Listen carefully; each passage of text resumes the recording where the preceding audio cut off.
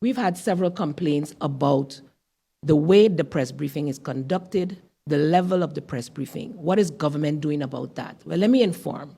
As Minister of General Affairs in charge of DCOM, there has been a policy on the table since 2017 that was not finalized.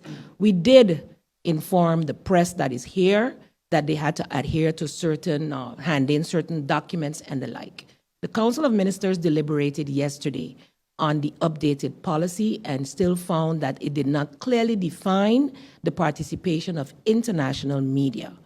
By tomorrow, hopefully, we will have finalized that, and this will be shared, updated with all media. We will be very, very strict, and that is to maintain and uphold, or can't say maintain, but try to ensure a high level of information sharing, the types of questions being asked as well, and also where it is being published. As such, once it is finalized, this will be shared with the media who are present, as well as those who may have applied to have press passes.